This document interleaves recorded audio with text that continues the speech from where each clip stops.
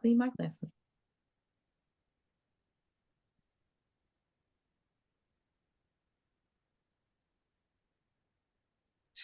Hey Mo, Hey, Ricky with the fancy hat.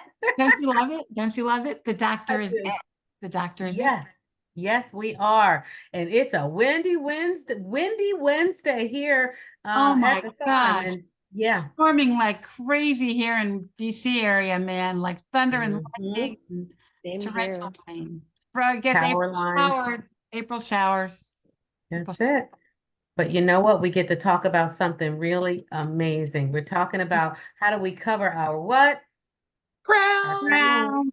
Yes. There it is. And nobody knows better than a blestie how important that is. Because while we're all running around looking for hats for our windy weather, some people are really going through some things and want to have Yeah. some beautiful options. And I Yeah. think it's important that we sort of talk about this from the philosophical to the actual physical, tangible, what are we doing to support women during this process? And that's what we're talking about today. And really, it's almost like a twofer. We're going head to feet, head to toes, because in the next hour, you're going to meet Dr. Cordai Dakota. We're talking about feet. I So, know.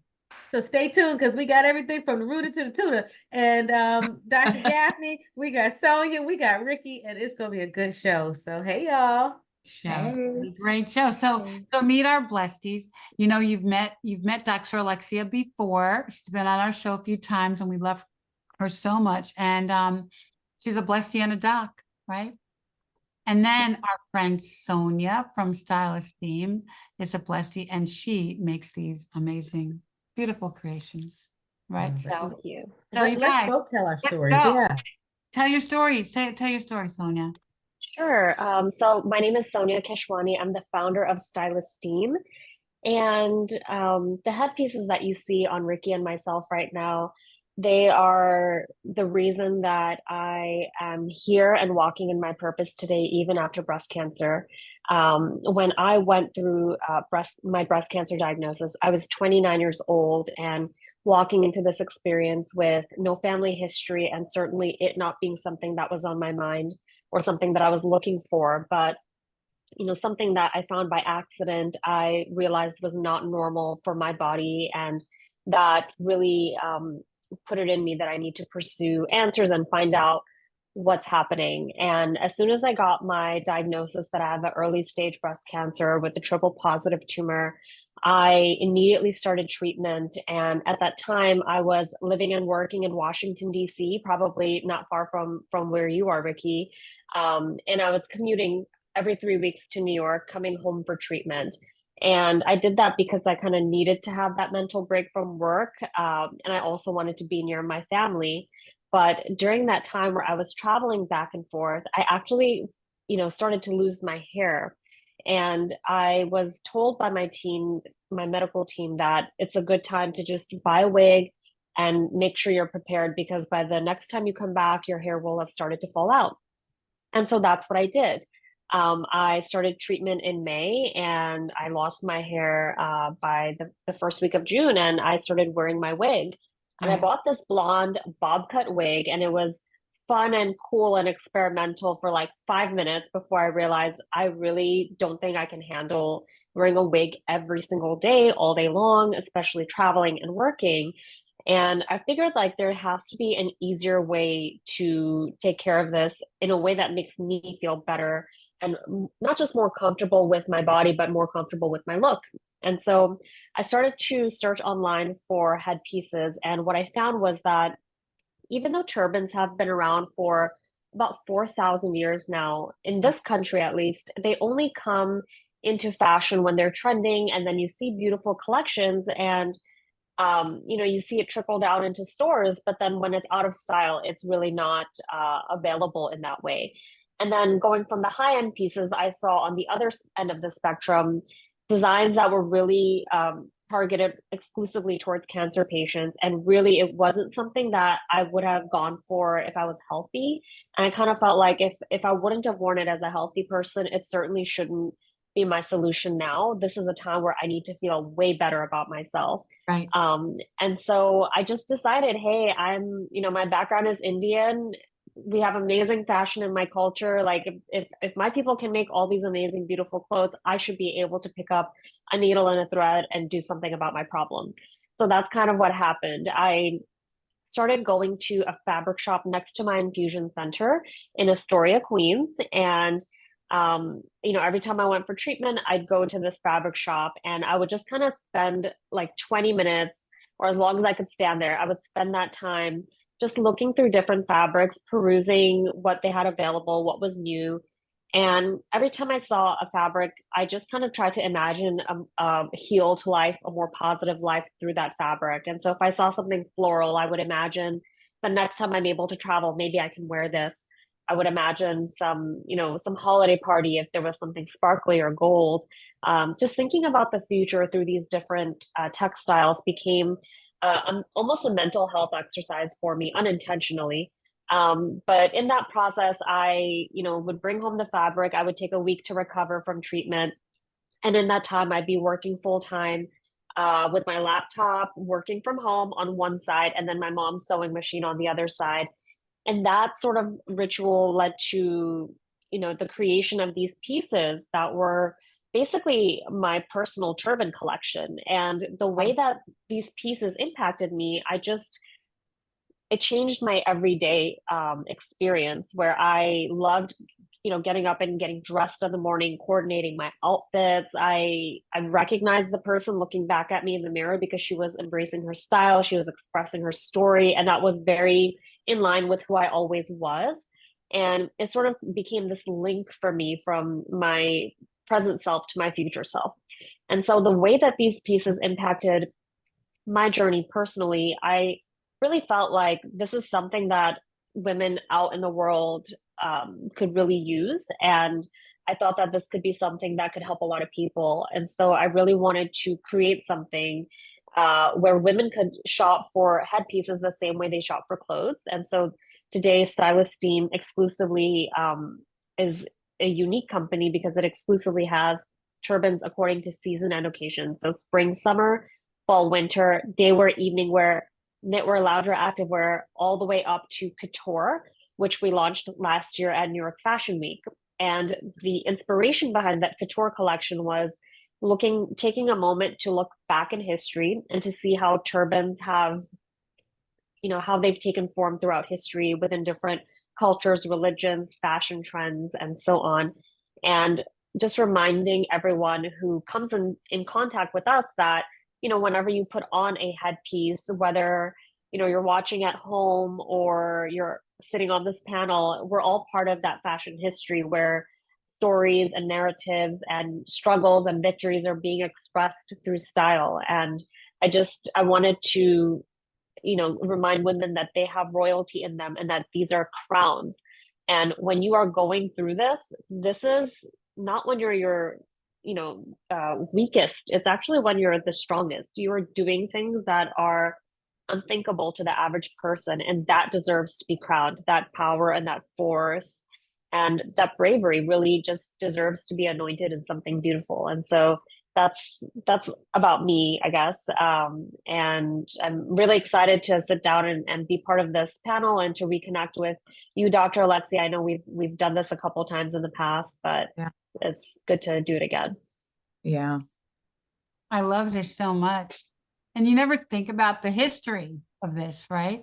Mm-hmm. So true. And that's why I say your physical, but also emotional and psychological and metaphysical relationship with your head and head. with Yeah. your hair and what we were told growing up about our crowns, Right. Yeah. Yeah. Yep. Right. Oh my goodness. It's so amazing to hear your story again, Sonia, and just to have known you from very early in your journey with Stylist Team and to see where you've come, how far you've come. I'm always just rooting you on and cheering for you, and sitting here looking at you and Ricky and these amazing, amazing head wraps is quite a sight to see. So I'm Thank you. Dr. Alexia. I am a triple board certified physician. I am a 6 years today, 6-year stage 3. Yay. Yeah, it's my kids. crown on. Life, your life bursary. I call it your life bursary. Yes. Yeah, right. 6 years life-versary. Forget, try to Yeah. let go of that cancer, try to release it as much as it just comes along with us for the rest of our lives. But Yeah. 6 years, stage 3 invasive lobular carcinoma, breast cancer survivor thriver. And when I was going through cancer, I could not find women who looked like me. And so I, like many women around the same time who were experiencing breast cancer as a young survivor, as an AYA, began to share my story publicly through social media. And one of the things I wanted to see and know about was, of course, the hair loss. Like, we all, I think, mostly come to terms with the fact that we're going to lose our hair through cancer treatment. And I said, if I have to trade my hair for my life, then I'll choose my life always. Right. But Right. I faced a lot of challenges around my hair loss. I knew it would start falling out because my doctor explicitly told me, like, day 14 to 16 after chemo starts, your hair is going to start to fall out. And when it first fell out, I lost like a little half of a twist. And I remember posting this picture like, oh, it's starting. But I thought that's how it was going to come out, like strands at a time, more than your, daily comb and brush hair loss. But I didn't realize like I was going to lose like whole quadrants of my hair and how quickly it was going to occur. So, it was late spring when I started chemo, and I was just not prepared as far as what was I going to do with my head for hair loss. I couldn't bring myself to cut my hair off or shave it until I basically looked like Smeagol. So it was just like navigating all these different things. And many of us have experienced being in the cancer center or the infusion suite and seeing those ACS brochures with those turbans and hats and kerchiefs that I wasn't putting on my head, and these terrible wigs. Trump And City, they're right? Trump City. yes. And there's been times where I've like taken pictures of them and sent them to Sonia or tag Sonia in a post like, can you believe they still expect us to wear this crap on our heads? And so I didn't really think about, a head wrap or a turban or some other stylish way to adorn my head.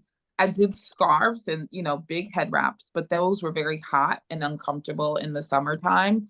I tried wigs, and then eventually I just decided to forego a wig because they were very uncomfortable on a scalp that is very tender, very raw. And it was hot. Like, by the time summer rolled around and by the time I was in chemo pause, like the hot flashes, dripping sweats, forget about, keeping the wig on. So my wig ended up in my pocketbook or, riding shotgun with me in the car a lot. Yep.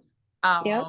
And then I met Sonia. And I met Sonia. Basically, we had like a blind social media mediated date, and I was in one of her photo shoots for Stylist Team. And we Oh my gosh, you weren't in one of the photos, Alexia. Let's tell it like it is. You were one of our first models. All of your pictures were amazing. Your smile was gorgeous and still, of course, is. Thank you. But yeah, you were one of our first Adjust muses. your crown, mama. There you go. Yeah. So, that has been like an empowering thing, and it's been an amazing thing to, just go through this journey and, understand that you're not going to know everything and you're not going to think of everything, but there is somebody else in this community who has experienced the pain and figured out what their passion and purpose is. Mine's being education, Sonia's being these fabulous crowns and head coverings. And she and I have been able to partner over the years on a number of projects, specifically centering on women of color, and the experience of the hair loss and how to manage it. Because I think it's a very different conversation for us, for Black women, but women of color in general. And our experience can be somewhat different from our white counterparts who are experiencing cancer treatment related hair loss. And so it's so important to be able to have that conversation with people who just get it, who are walking in your same shoes, who aren't complimenting you on how straight your hair is because they got chemo curls, but you're upset because the question is, well, are my curls going to come back? Now I have this bone straight hair. Right. And so our lived experiences within the safety net of our community is so important. And I think women have all different reactions, but I've had too many women to count tell me, I don't want to do chemo because I don't want to lose my hair. And I have to, Yeah. do you want to lose your life? I mean, just the whole concept of losing your hair. And then from babies, we're obsessed with our hair. From babies, the hair is a factor in our lives. I remember, from childhood for me, and when my hair was very long and my mother would do those Sputnik curlers. So she'd take the hair and put it through one curl and I would look like, this thing is big trying to hair dryer. But I mean, I think we all have stories like that about how the black hair thing is a thing. Yeah. And you could do anything, but if your hair isn't done, your mama's going to talk about you. You're going to be in Yep. trouble, right? Yeah. My grandmother had all these things about your hair is your crown and glory, and cutting your hair, when to cut your hair according to cycles of the moon even, and if you did things that were contrary to that, it's so many things. Right. Someone put in the chat interestingly that there are children who face alopecia, and they thought that this would be such an empowering message for them, and an opportunity for them to celebrate their crowns too. And I thought about that in the context of young folks, one, who are battling cancer, but two, children who have alopecia for a number of reasons. And I think this is a movement because, there are things, we're getting better as a medical community. Like there's cold cap, but the success of cold cap, the expense of cold cap. Yeah. It doesn't always work on black hair, It doesn't That always work too. on black. Doesn't always work on white hair either.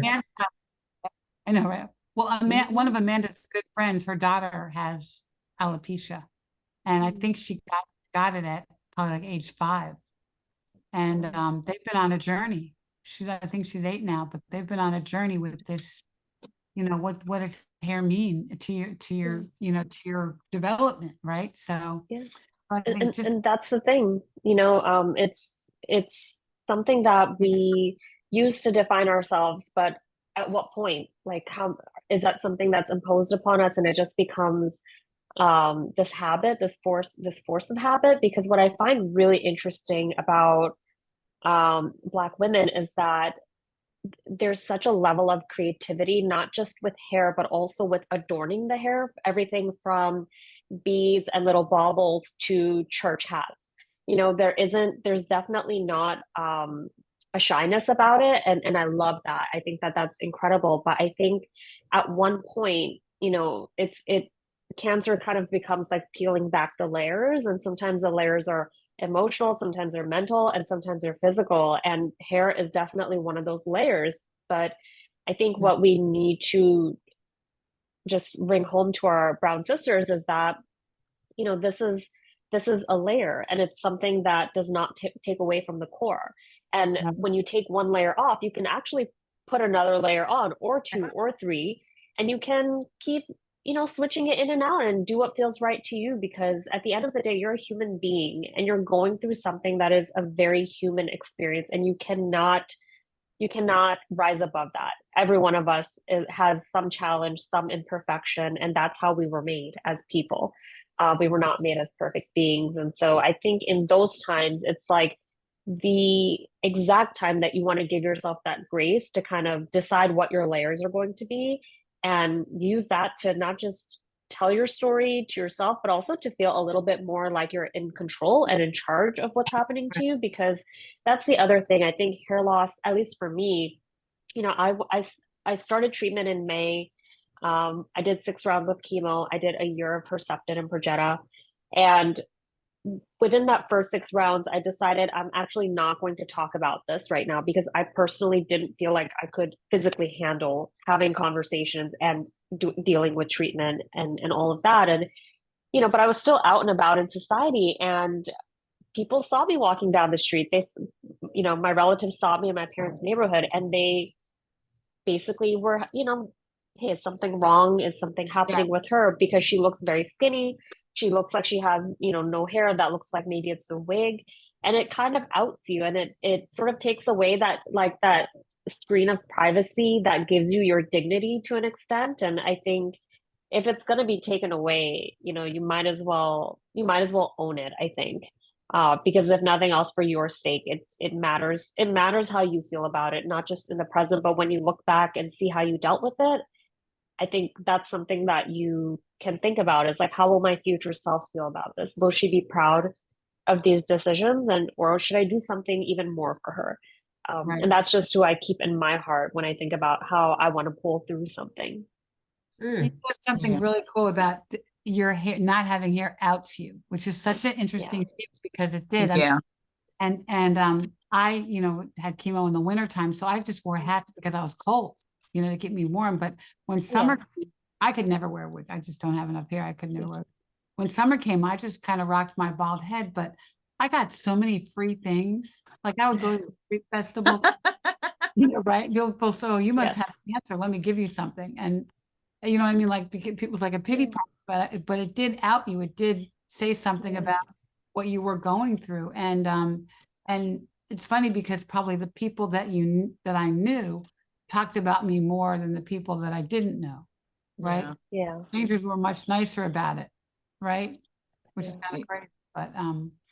But the hair thing, the head thing, that it's a major deal about who we are. And I love, though, the positioning of us, we are queens. And I think that's a really great term of endearment that blesties call each other a lot of times. Hey, queen, I love that term. And we do need to walk proudly with whatever's going on with us, and I think we do, when you have an opportunity to take control, as this gives you, it's just a godsend, right?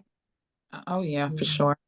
I will say, I grew up with very long, thick hair, and my sister and I were talking about this the other day. Like, we thought something was wrong with us because we have this long, thick, we didn't know how to manage it hair. I was gonna say difficult, but it really wasn't. And either my mother would line us up on Sundays and braid our hair, or press it, or you go to the hair salon and get it blown out. And then when they put those Marcells in your hair, and I was a hair shaker when my hair was pressed out. I would let it be known my hair is down my back and I'm swinging it, and I am just feeling myself. Right. And I went through the whole relaxer thing and went back to natural in the years before my diagnosis. And so my hair was so thick and beautiful and curly and healthy, and I just loved it. And so to have to part with it was hard. Yeah. But one of the things I also always did, because as much as I just gave you that whole spiel about loving my hair, I was very insecure. And so I would hide behind my hair. I always had a style with the swoop bangs, or I always, pulled my hair in my face or towards my face. And I stopped hiding behind my hair just before my cancer diagnosis. So to lose it, I thought, oh my God, I'm going to be so distraught. And when I started to lose my hair and I really started to fully see myself, I had a different appreciation for my face. like, oh, okay. It's not the hair that's been carrying me all this time. Now the eyebrows was definitely helping, because when I lost my eyebrows and my eyelashes, I was like, oh, well, this is another level of this. Now I look sick. But I felt very empowered rocking my baldy. And I remember before a family barbecue, when I had lost all my hair, literally having a standoff with Kennedy in my bedroom as we're getting dressed. Cause she's like, are you wearing a wig? And I'm like, I don't know if I'm wearing a wig. It's really hot out. We're going to be out all day. It's a barbecue. There's going to be smoke. I don't know. So I'm trying on head wraps and different things. And she's like, I just really want you to wear a wig. I just want you to wear a wig. And I'm like, well, why do I have to wear a wig, Kennedy? And she's like, because your bald head is embarrassing, mommy. And it sort of wrecked me a little bit, but I was like, this is a teachable moment for my little Black girl who went Mhm. from loving her hair to hating it because now nobody in school had hair like hers, and now mommy doesn't even have hair like hers. And Mm. so we talked a lot about hair and, you know, how each of our hair have different qualities, different colors, different textures, different lengths, different things that we can do with it. And then I had a conversation with her about embarrassment.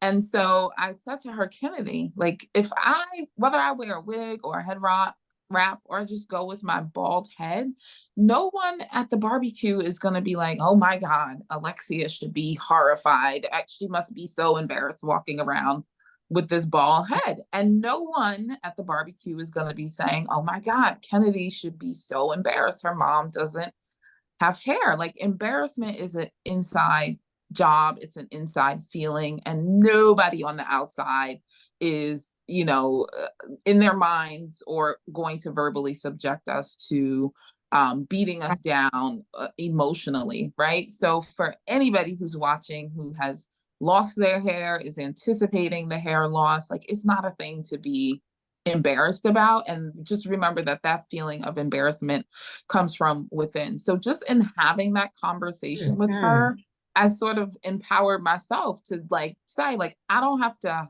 hide my head. I don't have to be ashamed of it. And I don't have to show up looking a way that is uncomfortable for me. Like, I don't need to put on a head wrap and it's 80 or 90 degrees out. I don't need to put on a wig that's itchy and hurting my tender scalp. I don't need to be laying laced down with glue and my skin is more sensitive than it's ever been Mm. because of the fear of what other people are going to think about what I look like. This is what I look like. I'm owning it. If you want to have a conversation about it, we'll talk about it. If you want to high five me and be like, yo, right on, you're rocking that bald head and those hoop earrings and that red lipstick. If you, you know, I got so much variety of quote unquote feedback from people who I knew and people who I didn't know from a hole in the wall. So like, everything from, oh my God, you know, I'm sorry you're going through this. That's really Mhm. powerful, really bold for you to just, you know, cut your hair off and walk around with a baldy. And it's a thing that we in the cancer community, like people get very upset about it when people see them as sick, but then we also get mad when people don't see us as sick. Yeah. And we have a hard time just accepting and receiving the compliment that somebody was able to see our beauty in the absence of our hair or in the absence of what we think is our only crown, right? You know, we're crowned hair or no hair. And we, you know, we're just crowned with who we are and what we bring to the world and the confidence we exude. And, you know, I want people to walk away from this conversation remembering that too. Yeah.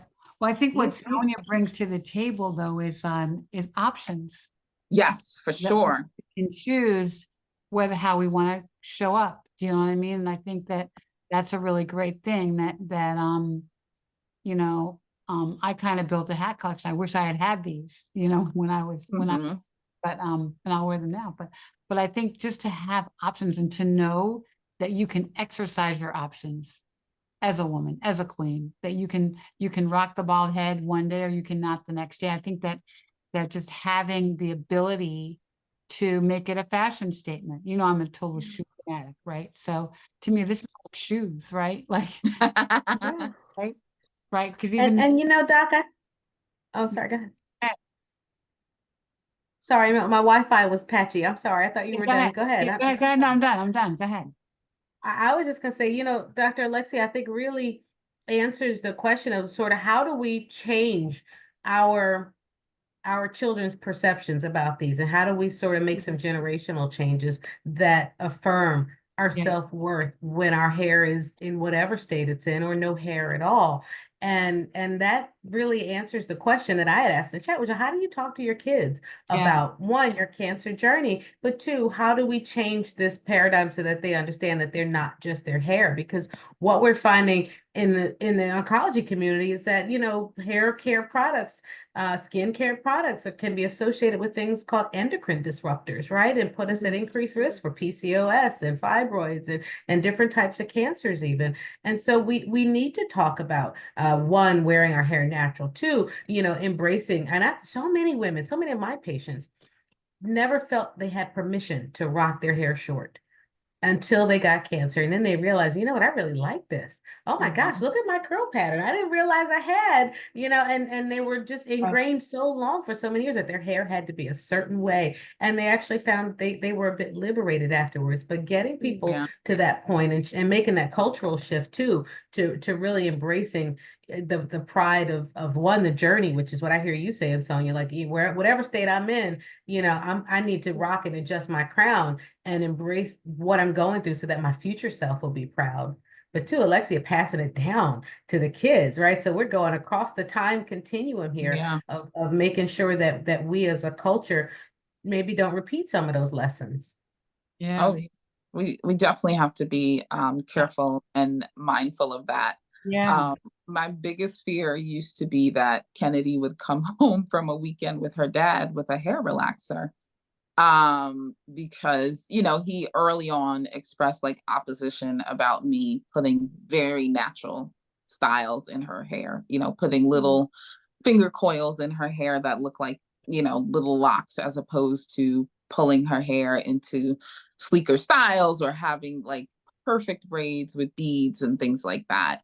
And so I, as someone who came home from the beauty salon with a relaxer that my mother never intended for me to have, and having to do that for years, and then just, as you know, fast forward as a cancer patient, understanding endocrine disrupting chemicals, and you know how many toxic fragrance filled, chemical filled products we put on our hair and skin. Like, I overhauled my cabinets when I was going through my treatment, because I had already, you know, understanding I was at risk, changed my diet and started to exercise and, you know, lost weight and did all of these things. And a lot of those things were very counter to my Black culture. The food I was eating was very different than culturally what we would typically be eating. You know, just hair care, skincare products that I'm using are different than what I up with.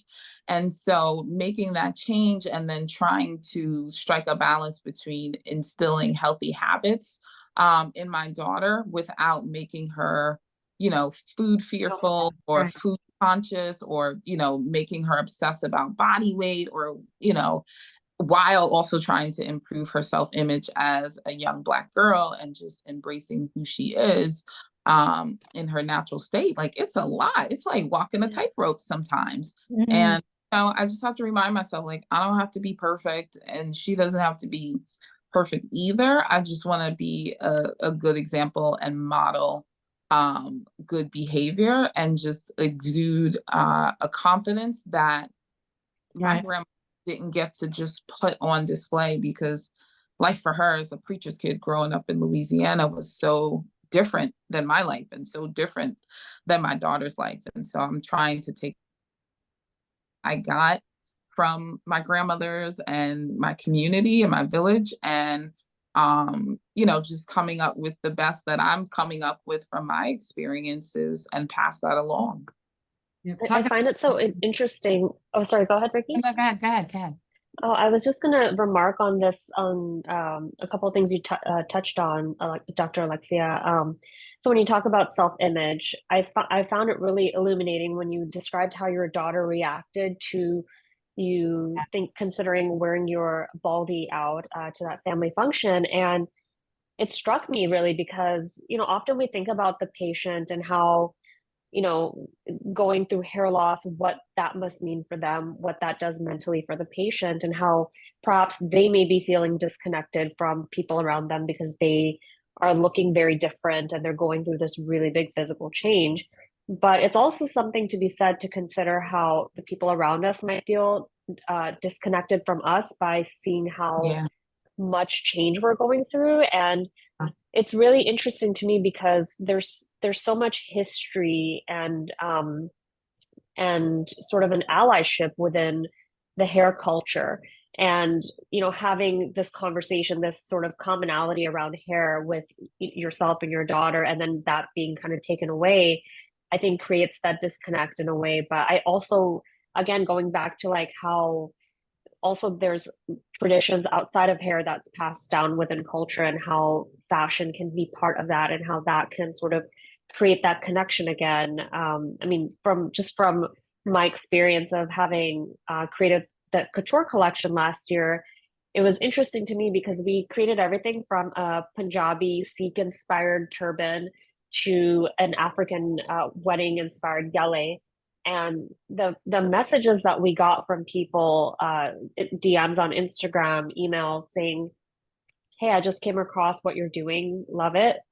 Just wanted to let you know this couture item, whether it be the gele or the pagadi or some other piece, it really touched me because this is, from my culture, and I've been through cancer, and so has my mother, and we both love this piece, and it reminds us of our roots and how beautiful our roots are, and having that expressed through this idea that you can go through something like this and have a crown on your head at the same time.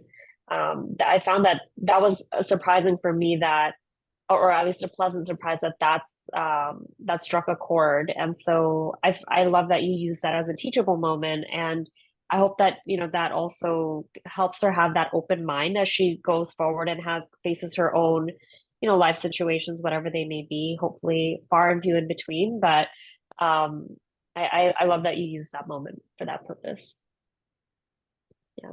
Well, I think we all grow up with these traditions too, but my grandmother, always had a hat on at church, like you didn't even think about going to church without a hat and gloves, right? But so I sort of grew up with this hat thing in my family. But what I love about these turbans is that you can celebrate yourself, and celebrate yourself and not think about your cancer today, maybe, you know what I mean? It gives you like to control and like be the queen that you are, as what we said in the like I'm gonna be a queen today. I'm gonna wear it. And it's almost like how I'm again a shoe person, so literally in my bed I figure out what shoes I want to wear today, and with my eyes closed, and then in the shower I have to find something to wear with them.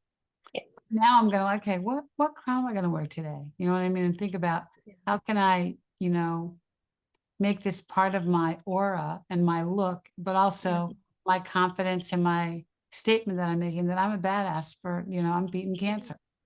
Absolutely. And I love that you said, that. What crown do I want to wear today? And that's a really important part of the sentence, because going through cancer, it really boggled my mind how different I looked from a day-to-day basis, and sometimes on an hourly basis. Things changing, hair falling, skin peeling off, like it was just insane. And well, Ricky is going to turn the story on its head, literally, with a beautiful change. And this is kind of a living example of why we have so many different designs. It's because I don't always want to wear something flowery or colorful. Maybe some days I want to wear black. And you know what? Because you changed, I'm also going to change. I want that one. I was just gonna say, can we see some different styles? Let's Absolutely. Yeah. Actually, I'm in our new studio right now, and it looks very beautiful in the screen, but there's almost like a disaster zone around me with paint and drywall and wood. But we're getting ready to shoot our upcoming collection, an Italy-inspired collection. And so I have all of our new pieces kind of here as we're getting ready for that. So this is one of What's on that? That's so the new cool. pieces. So this is actually, let me show you this. It's the same style, but in a different color. So these are little appliques that I've hand sourced in India, actually. And this in the middle is like a little Venetian mask inspired applique with a dangling pearl. Wow. So that's I love there's a lot of Venice inspiration. Sorry? I love the orange and pink together too. Yeah. Oh yeah, I think we need to have you in that one for the next interview. I think that would look great on you. But yeah, I mean, to your point, like it's about having the options to be okay with looking and feeling different every day. I mean, Mhm. you have the right to that. Like, that's not something you have to ask for. That's something that you can decide you want to do. And you can do that through your style. You can do that through some other way. But that, I think that permission to kind of just be who you are and really use this time to let go of the things that you used to define yourself by and realize that you're not definable. And that's kind of amazing. I love that. Not definable. I'm Yeah. a queen. I can be whoever I want today. Like, I'm not definable. Yeah. I love. And it's also really comfortable. Yes, Yeah. they are super Yeah, comfortable. talk about the materials and things too, Yeah, because yeah. you know, Sure. when, like I think Dr. Alexis said, when you're going through chemo, you have a sensitive scalp, Yeah, sensitive yeah. issues. Mhm. And you know, the other thing is the wigs that, you know, are provided for women are not Yeah. always all colors, all textures suitable for Yeah. all hair types, but there's something here for everybody. So tell us a little bit more Yeah. about how they're made. Sure. So all of our pieces are made in New York, and I design all of the first of any given design. So I make all the samples, and everything that you see is kind of created with my touch. And so the piece that I was wearing earlier is actually our first triangle scarf, which Kind of like a is bandana. Yeah. yeah, so it's this big, and it's lined Gorgeous. with rayon. It's like a little sunburst color, and the upper is actually inspired by baby hairs. So it's this idea of like that rebirth and that regrowth that we all go through, and just kind of putting a bit of sparkle on it. And so that was the inspiration behind this. Can you Another like throw it collection. over to my box? Can you like throw it Sorry? over to my box? Can you Oh my like gosh. Open up the chat. Like, I'll I throw it know, into a right? portal for you. I have too Gorgeous. many. My husband will actually thank you probably because he's like, how many do you need? And I'm like, All of them. right? is that a That's rhetorical like question? Yeah, There's never enough. You never count shoes. You never yeah, count necessities. Never count. absolutely. You tell You him. put You on tell him, more. Ricky. Another collection within our company that I'm really proud of is actually our activewear collection. And the reason we have an activewear collection is because like I said before, I went through treatment starting in May, going into um, uh, end of August. And one of the most depressing things about going through treatment at that time was just not being able to go outside and enjoy the sunlight, sit by the pool, just Right, like right, be normal for 5 seconds. And right. so I created the activewear collection because I wanted to have a line of turbans that were all with a UV-50 protection. And the material that we use is actually lined with aloe vera microcapsules. So it keeps your scalp cool and hydrated while you're outside. And so this is, again, this is not out yet. This is from our Italian collection, but this is like a marble inspired design. And this is available in a lot of really fun colors and prints on our site. So there's like a lot of variety, including some solids if you prefer that. But this is like, there's a lot of fun colors and prints happening with this one. Then we have our couture line, which we came out with the full collection last year, but at this point, every collection that we come out with will have several couture pieces. And so to that end, I'm actually just going to throw it on top of what I already have. This is a Oh, wow. 2-piece Wow. item. So this That's is gorgeous. one piece, and you can actually wear it with, and we can customize these. This one has hairpins, but we can put a bow tie or something else if you're rocking your baldy and you want to wear this item. So That's this actually gorgeous. goes right on Really- top. And Cool. I love that. Oh, I That's love that. stunning. why I don't love I that. just, you know, Put it on. there So we go. Sonia, when you say couture, what do you mean? So couture is handmade, one of a Wow. kind, made to order, Oh, bespoke pieces. And so these can also be customized into any sort of fabric, or any like size variation or like small tweaks that you want to make it your own and you want to make it personal. But this piece, I'm really proud of it because I grew up. I don't know if you have watched the Golden Girls TV classic, but I grew up Love the watching the Golden Golden Girls. Yes. And I found it hilarious when Sophia Petrillo would just throw on her black her black headpiece when she wanted like the men at the senior center to know that she's a widow and she's available. And so I always found it so like interesting that she would use something like that to send up like the bat signal. And so this piece actually remarks on the idea that, you know, we all face the question of mortality, but we can do it in a way that embraces how we're still beautiful in that moment, still unique till our last breath, still special and incredible. And, you know, each of us has a difference that we've made. And so taking that idea and turning sort of that question into something really beautiful and spectacular is something that this piece symbolizes. So Wow. yeah, and this veil comes off and I can just kind of show you the detail. Wow. That's What do you gorgeous. think about Kentucky Derby themed? I think we should do a Yeah. Kentucky Derby themed Oh, we fundraiser should. or something, I love a right? good Like, theme. I Yeah. love that. I yes, love get it. some fascinators and do some Yeah. fun things here. Yeah. That. I Yeah. love it. Well, you know, we spend so much money on our hair too. You know, think of all the products we bought and Mhm. all the bad products that we bought that we're now. Mhm. How many we back. use once and throw away? This is not it. Doesn't agree Right. with my hair. It doesn't do what I Exactly. thought it Right. was gonna do. Exactly. Or you smell like, I don't know how it smells or whatever. So this is just Mhm. such a great fashion statement for Yeah. for whether you have hair or not, right? And just Yeah. a good, it just makes you feel like a queen. I love Yeah, it. and that was kind of the idea. It's like, you know, we're going through this experience of cancer, but it doesn't at the end of the day define our entire life. It's not who we are as a person. And that was something that was really difficult for me to come to terms with. The first Right. few weeks and months that I was in it was really hard because I began to feel like not just a statistic, but a number and a body in a chair and a petri Mhm. dish. And that to me was a really tough experience. But, you know, at the end of the day, going through all this, we're still women. We still want to feel beautiful. That never changes. We never want, you know, stop wanting to feel stylish and feeling like a better version of who we are today from, you know, yesterday. And so that's the idea behind, you know, wanting to have something that you can invest into, something that is made for the woman and not for the patient, and something that you can wear no matter what.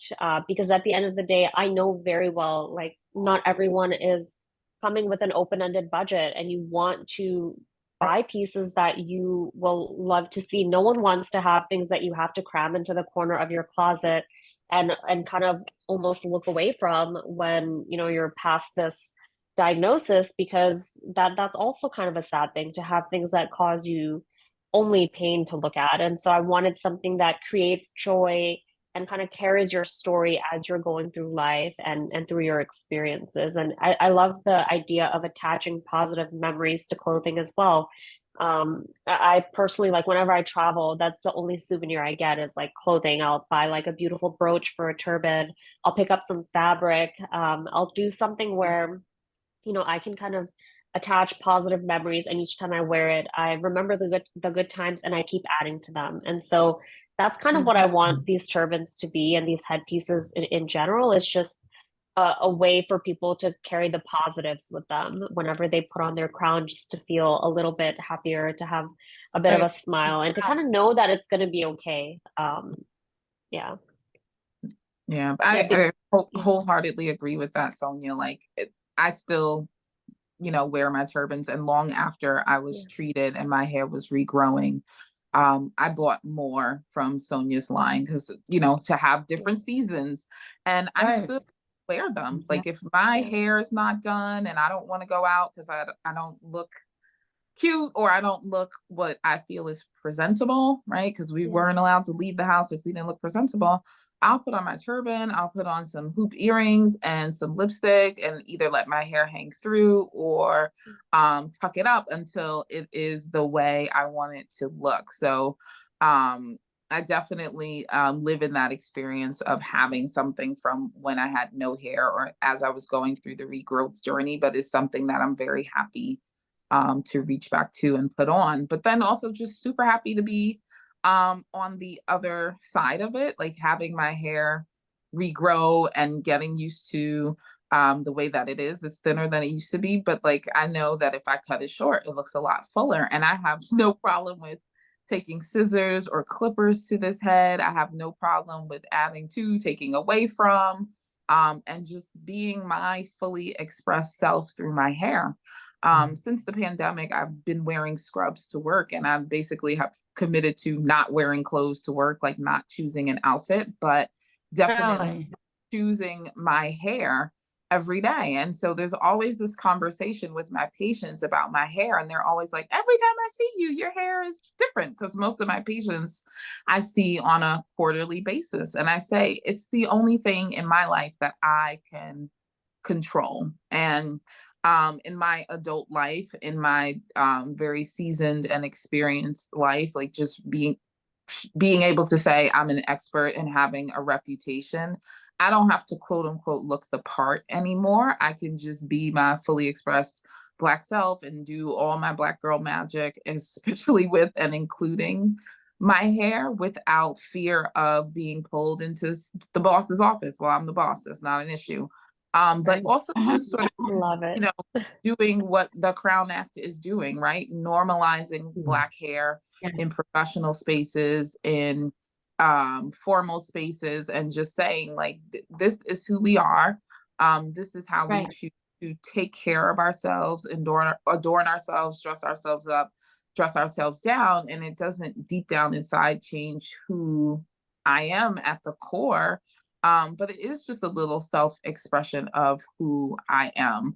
I like to think I'm a little more sparkly and colorful than than just, you know, my degrees and, you know, what experience I bring to Yeah. and with a personality and a lived Yeah. experience. And I love that I can express that. And that is showing up for me in very different ways on the other side of cancer and on the other side of hair loss. Wow. Mhm. I love these so much. I Well, you think know, that's alongside the headpieces, like another lesson that I learned, which I think Dr. Alexia is kind of the third part of what I'm about to describe, but like what I learned through going through this diagnosis and the hair loss is that it's really not what everyone says it is. It's not just about like hair loss isn't just about your hair falling out. It's about No. three different things. It's a three-part journey, and it's what happens in part one, where you're kind of mentally preparing for the hair loss. You don't know exactly what it's going to be like, if it's going to happen, how much of it is going to happen, how it's going to feel. Then there's the actual process of the hair falling out, which is during treatment, and that is comes with its own That's territory. traumatic. That whole process is just traumatic, It's right? traumatic. There's nothing in the world that can prepare you to have that experience with yourself of being with your body and having things falling out of it. And you know, there's then the third part of the journey as well, which is the hair regrowth, and that is also part of the journey. It's not, oh, you're okay now and so you go off into the world. It's a whole other phase where you're relearning who you are. You're seeing yourself, for many of us, in ways that we have never seen ourselves before as adults, with really like a, you know, peach fuzz, then a pixie, then a bob cut, and so on, a mullet perhaps, God forbid. But you know, you have to learn to get to know yourself through each of these phases, and you have to also kind of give yourself grace to understand that, okay, there's a new person coming in. I'm going to get to know her like she's my good friend, like she's my best friend. I'm going to find out what she likes, what she doesn't like, what looks good on her, and I'm going to make sure that I keep her happy. And in that way, I sort of learn to walk myself through each of these phases and also kind of do it with kindness towards myself. But Yes. that's definitely something that we focus on our blog, is talking about those three phases and what goes into each of them from a wellness perspective, whether it's like a scalp oil massage, or you know, some weather-based tips about, you know, what kind of sunscreen should I be wearing, or if it's just like fashion related, you know, how should I dress for short hair, how should I dress when I'm bald, like what will best complement me. These things are all things that we need to be prepared with, and I just didn't feel like that existed in one central place when I was going through it. And so that's something that we have as a resource alongside our headpieces. And the way that Dr. Alexia is talking about, how she sort of came out of it is such a shining example of, what can happen if you kind of go through this process and do it with kindness towards yourself, and you can really be freed from everything that, all the different standards and statuses that you had in your mind before, how you can kind of be almost this higher version of who you're meant to be when you let go of what you think it should have been and just decide this is how it's going to be.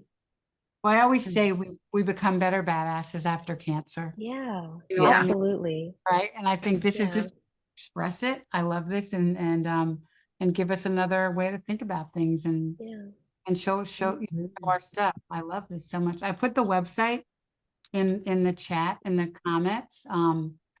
But how can people find you? Sure. So our website is a great place to find us. Styliststeam.com, styliststeamshop.com will also Yeah. work. Yeah. It goes to the same place. And you can also find us on Facebook. We're at Stylist Steam Shop. On Instagram, YouTube, TikTok, we're at Stylist Steam. That's 2 words, the word style and the word esteem together as one word. And alongside the website, very important, we do have a special code that is especially for anyone who's following the amazing work that Ricky is doing. And so that code is TOUCH20 for 20% off. Wow. And yeah, so if anyone needs something, then feel free to use that code. But please follow us on social media and just connect with us. And if you need anything, reach out. If you have any questions about hair loss or any part of the journey that I shared, just email us, send us a DM. We're happy to help. Well, and this is a great gift. People always ask me Yes. to Yeah. keep people on chemo. Yeah. Yeah. This is now the jam man. But thank you Yeah. so much for the And discount. then also there's Thank you for that. sorry. Awesome. Yeah, and there's also gift cards as well, because I know sometimes it's hard to it can sometimes be hard to give someone something that is so like personal that it sits on top of their head, and Yeah. we want maybe the person to Oh. pick out something that of their own choice, and you can give them a gift card and they can shop themselves, and that's also fine. But yeah, I mean, we offer complimentary personal styling virtually, and all those other sort of things to help make it a little bit easier. So like I said, please reach out and use the code TOUCH20 and find your crown, right? That's what I'm it's going about. shopping. We're going shopping when we tune up. Yeah, I mean, I think that everybody who's watching, really go to the Yeah. site, check out the one. Number one, the site is gorgeous. Oh my gosh, I'm on I it know, now. isn't it beautiful? And I'm just looking, I'm reading the story and looking at the beautiful textures, and it is such a celebration. It is such a celebration. And I think that, this is an example of what can happen as a result of a cancer diagnosis, right? This is what we mean. We talk about turning lemons into lemonade, and we talk about making your stories transformative. But we all know somebody who could benefit from one of these. So go to the site, buy one, buy 2, buy 3. I mean, they're gorgeous, and I think they're going to really bless somebody. So we definitely, and you can get gift cards. There it is. I Yeah. love it. Yeah. Gifts coming. Just pull this up. Wow. Thank Oh you my so gosh. much for everything, for showing this site. It's been 5 years now that we've been in business, and it's if you want to hit play, I think in the upper, yes, there you go. This is a video from our couture show last year, and again, everything you see in front of you is a celebration, like the doctor said, and it's a 5-year celebration. This is not how it looked when it first came out, but this has been a journey, and it sort of captures everything we've gone through in terms of how our design has evolved, how many women we've met, like this, how the story has grown and become this very sort of defined thing about us being part of this fashion history. And so what you see in front of you, it captures all of that. And so that being said, like if you're at the beginning of your journey, don't worry about ending up at the end result right now or quite just yet. Like take it day by day and give yourself love and kindness and be proud of where you're coming from, because that is all something that will lead you to, you know, that end goal of wanting to be happy in your journey and to perhaps, you know, if you're pursuing something from this, whether you're being an advocate or starting a business, or you're just trying to like tell your neighbor to do their breast self-exam or their gland self-exam, as I call it, it's all one day at a time. Yeah. Great. Great. Well, thank you, thank you, thank you. Everybody go to her website, get the 20% off. Thank you so much. And stay tuned for Dr. Cordai. She's coming up next. She's our Yes. first episode. And what's her show called? It's called Stepping Forward with Dr. D. So Dr. Cordai Dakota is my sorority sister, my breastie, my SP, my soror posse, and she's a blestie. And she is a podiatric surgeon who's going to be talking with some other podiatrists about everything you need to know about your feet. Right? Something that we sometimes take for granted, but that when you're going through chemotherapy, for one, you got to pay special attention to it. But more and more, right? We need to talk about that show too, how to manage and deal with with neuropathy, chemotherapy-induced neuropathy, diabetic neuropathy. But this is the head to toe special right here. So stay tuned. Keep it on Black Doctor, and it's called Stepping Forward with Dr. D. And we'll see you next week. Thank you, Sonia. Thank you so much. Thank you. Thank you for my Yes, goodies. thank I'm you going so out much. now.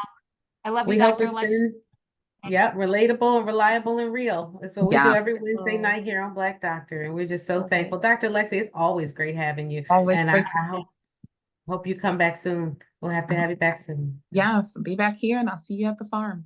All right, Sonia, we'll see you. Kentucky love. Derby, baby. See you, Love you Blessy. all. Love you, Blessy. Take care. Love you, Mo. Love you too. Bye. Bye.